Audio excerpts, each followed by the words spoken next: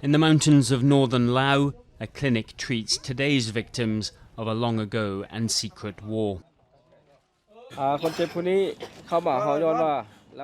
This man was making a fire in his garden and a cluster bomb buried nearby exploded. That's how he lost his arm.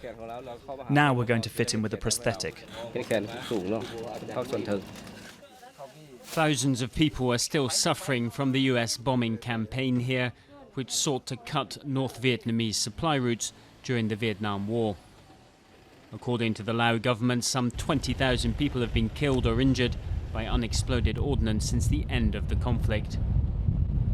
Thanks to better education, there are now around 40 casualties a year, but that still leaves plenty to do for mobile clinics like this one. Here in Laos, and in particular this region, there are lots of people with amputations because this zone was massively bombed by the Americans during the war. There are still cluster bombs in the ground and they cause new accidents every day. Laos remains the most heavily bombed place on earth per capita.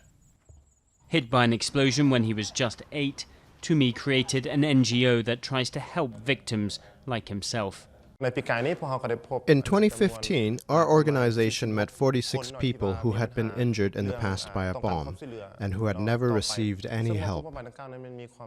These people need care and long-term assistance. Through financial and developmental support, the US has built bridges with its wartime foe, Vietnam. And hopes are high for an increase in aid here in Laos, where thousands are still living with the legacy of a distant conflict.